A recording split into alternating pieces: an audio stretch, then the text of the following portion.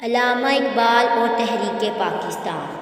صدر گرامی، یہ بات ازر من شمس ہے کہ تحریک پاکستان کی ضیاء باریاں کبھی وجود میں نہ آتی اگر علامہ اقبال فکر رسا کا خون تیل بن کر اسے روشنی نہ بخشتا۔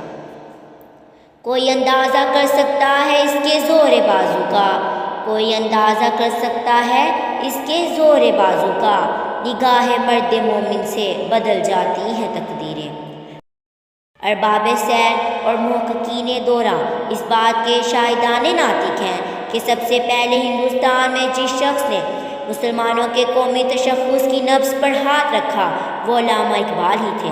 آپ کی ظرف نگاہی نے ہندو کی فرقہ وارانہ ذہنیت کو پہچان کر مسلم لیگ کے صدر کی حیثیت سے الہ آباد کے مقام پر 1930 میں جو صدارتی خطبہ ارشاد فرمایا، اس میں واشکاف الفاظ میں کہا، اب اس کے سوا کوئی چارہ نہیں کہ شمالی ہند کے ان صوبوں کو جن میں مسلمانوں کی اکثریت ہے ملا کر ایک علیحدہ مسلم ریاست کی بنیاد رکھی جائے، کیونکہ ہندو تہذیب کی آکاش بیل کے سائے میں اسلام کا پودا کبھی پھل پھول نہیں سکتا۔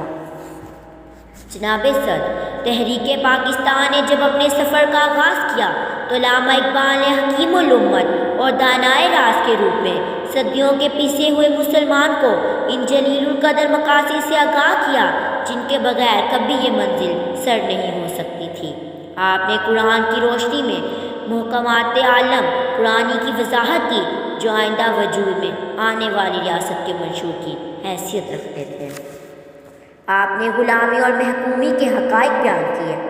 غلامی کیا ہے؟ ذوق حسن و زیبائی سے محرومی۔ غلامی کیا ہے؟ ذوق حسن و زیبائی سے محرومی، جسے زیبا کہیں آزاد بندے ہے وہی زیبا۔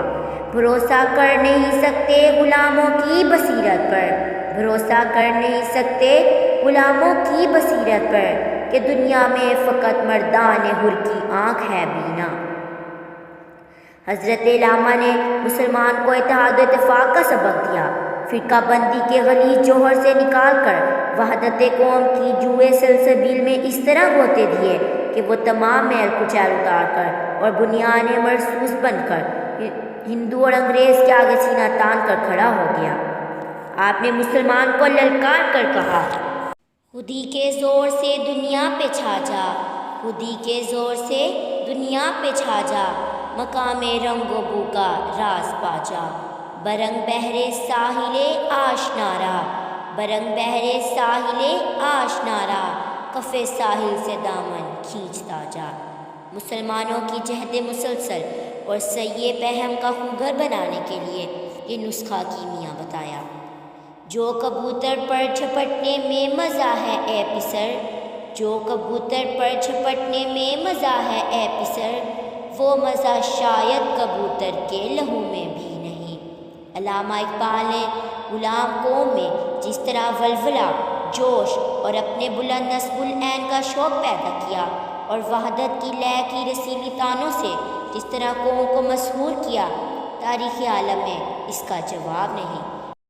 مسلمان سے مخاطب ہو کر کہتے ہیں، سبق پھر پڑھ صداقت کا، عدالت کا، شجاعت کا، سبق پھر پڑھ صداقت کا، عدالت کا، شجاعت کا، لیا جائے گا تجھ سے کام دنیا کی امامت۔